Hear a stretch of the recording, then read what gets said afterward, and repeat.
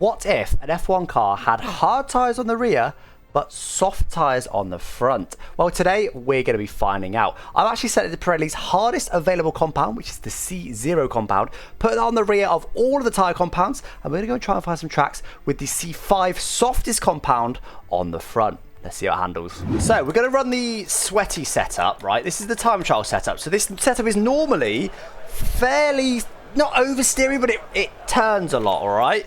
We've got the softest tyres available on the front. We've got hard tyres on the rear, the hardest available tyres of Pirelli's compounds on the rear.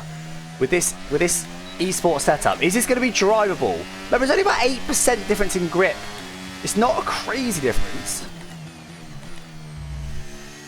Okay, well, I made it around turn 1. Hold on, let's get the overlay up so you guys can see what I'm doing with my throttle and brake. I made it round turn 1, so it's not disastrously bad. Honestly, I thought it might feel worse. Yeah, there's the first snap. Whoa, okay, yeah. Now I'm starting to feel it. The straight traction doesn't feel much worse. I suppose to a human, 8% isn't a lot. And what I mean by that is, in a straight line, I'm trying to adjust the throttle, and 8% less throttle travel, that's not a lot, is it, to adjust for it? In some of the corners, it's not as simple as that, is it? It's just an 8% balance difference. If it slides, it slides. Yep.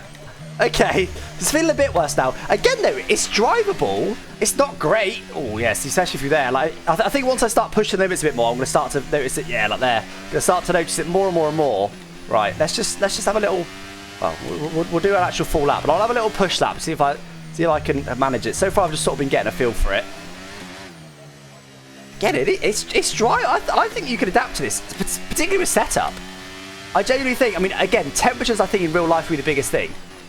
But in terms of pure grip, I think you can adapt to it. You really could. Whoa.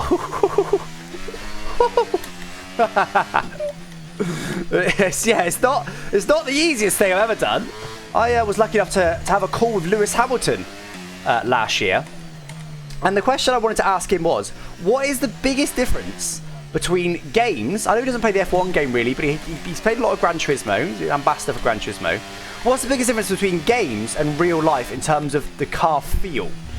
And his answer was, it's the rear end.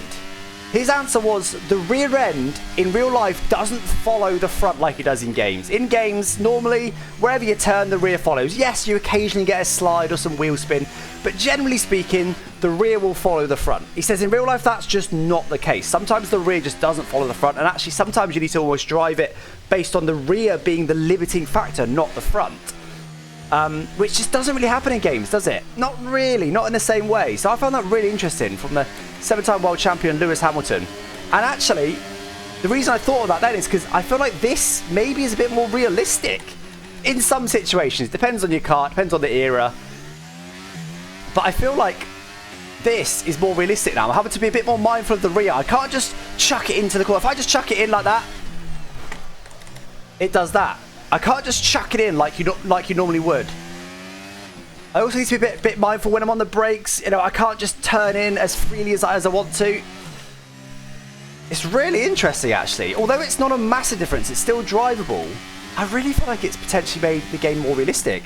What would the mod do to rear tyre wear? Well, excellent question, because we have also adopted the rear tyre wear, so we are going to do a race run. All right, here we go, guys, then on the grid for the Canadian Grand Prix. I've chosen Canada because they do have the softest front tyres available, the C5 tyre. We've got the C0 tyre on the rear. So now we're going to see how the tyre wear differs. Now, obviously, we're going to start, just like we're in Monaco, with probably quite a slidey car, because the rear end's going to have less grip. But as the race evolves, we should see the front tyres wearing massively quicker than the rears, and it should evolve into massive understeer in theory. And of course, all the AI do also have the same mod on in theory, so they should also maybe struggle in certain ways. Maybe they'll even spin off. I don't know. We'll see. Let's do it.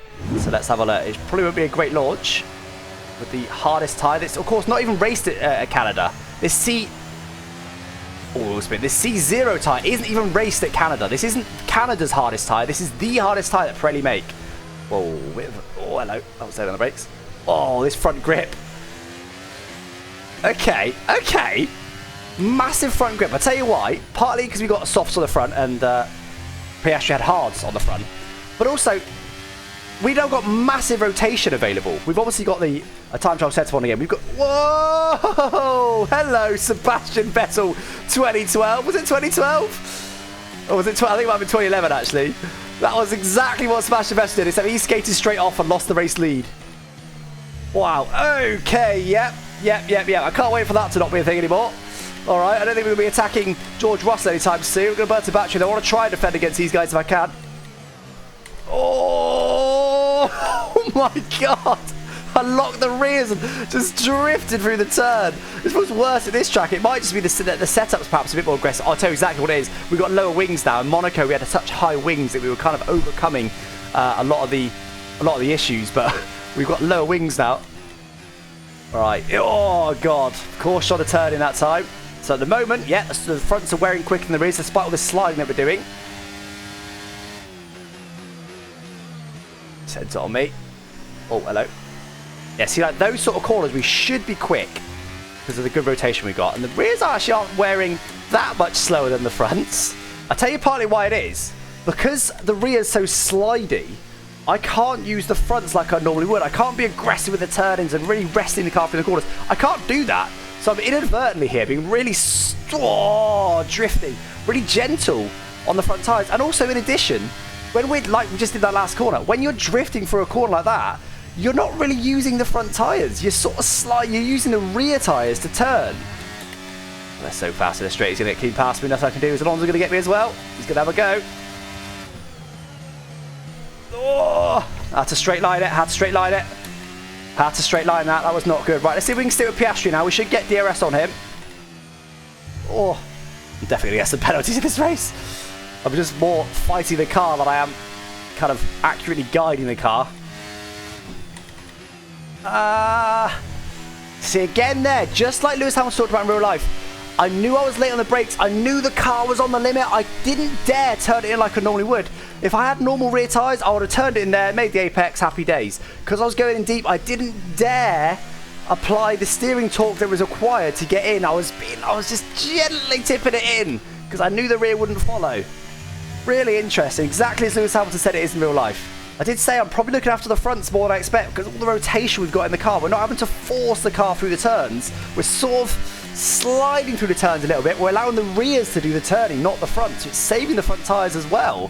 See, obviously you probably wouldn't see that in real life because again, I think what this has done is actually made the car a bit more realistic compared to what it should be in real life. But obviously in real life, if you did this in real life, you probably would just slide. That's why I like doing these tests because we don't have to worry too much about real life. See, look at the rotation I get through there. Absolutely mad. I can just turn it on a sixpence. I don't know if I've said that before. It felt like the right state at the right time. So I'm all over Piastri right now, aren't I? To be honest, once the fronts go off into the next zone, between 19 and 25%, as long as the rears don't get anywhere near, which it looks like they're not going to, we should be quick. Because we'll still have some rotation, but it will just calm it down a little bit. Maybe I could start pushing then, you never know. Oh, AI is so fast in a straight, dude. DRS doesn't even do much against AI. Oh, slow down shift to try and stop the rears locking. I manage it. He's all over me, but we should be alright to stay ahead. Look at him. I've got DRS open. AI are nuts in this game. In a straight. Right. Let's see if we can push now. See if we can get away. Yeah, okay. The car balance is improving now. I tell you what, I didn't expect I suppose I did expect the car balance to improve over the stint. I just thought it was going to revert to massive understeer, but right now, it's not doing that. And I think we're going to keep going on these tyres. There you go, only a 10th off my best lap with worn tyres. That doesn't normally happen. Not in this game. When your tyres go over 25%, you're normally at least a second a lap slower. Oh, that's a little bit much. Yeah, fair enough. Oh, hello. That was a big slide. You survive it though. Okay, the hard tyres on the rear are now starting to go off. They've reached that 20% point. So once they get to 25%, will my car balance return to being bad? And if it does do that, is it worth me boxing? To give my car generally more grip? May well be. Let's just stick with it for now. Oh, yep, rears are starting to go off a little bit.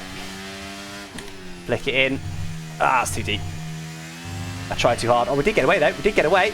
Bit of a cut to do it, but no DRS. Right. I propose that I might have been able to be quicker if they weren't getting DRS. Well, they haven't got DRS. Let's see. Even through there, like, I'm not really losing time through there now. I've really got a handle of this. It's partly tyre wear. As my fastest lap of the race. My fastest lap of the race on lap 18 of these tyres.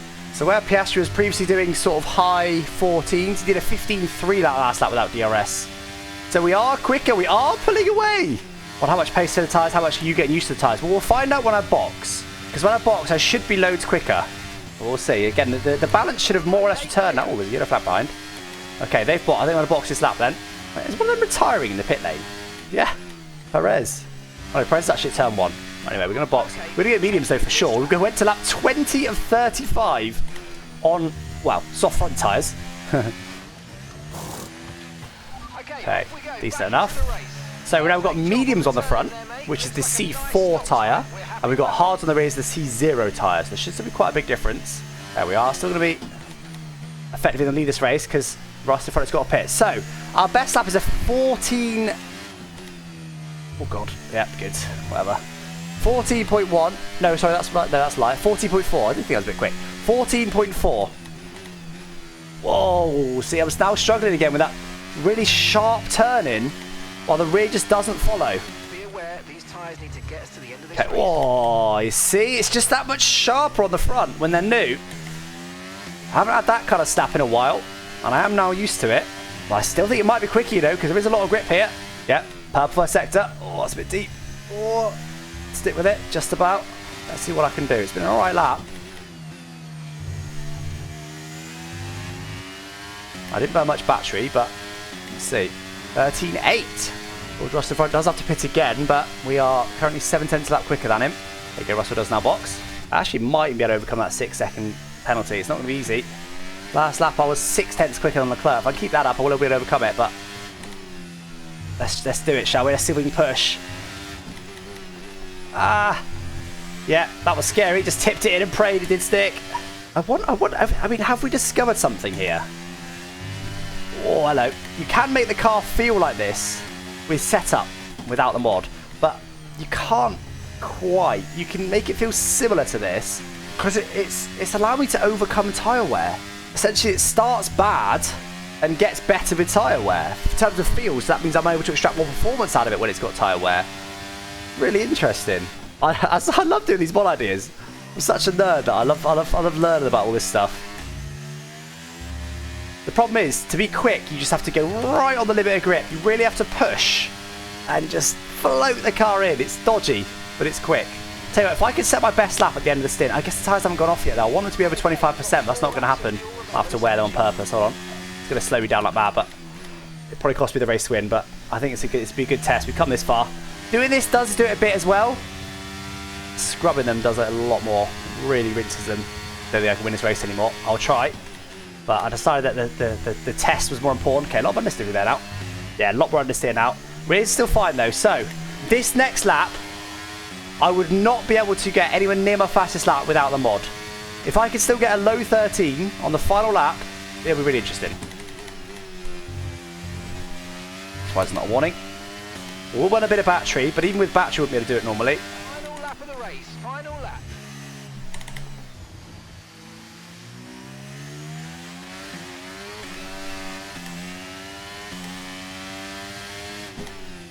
Deep.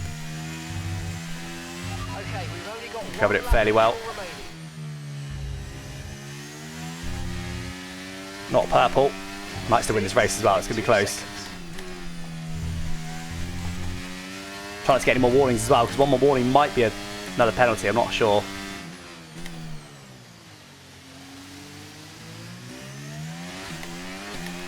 Purple middle sector. That means I want to potentially get a fast lap of the race. Pretty close. Battery's going to be the killer. Well, we are going to win the race, I think. Just. We did set a fastest lap on the last lap of the race.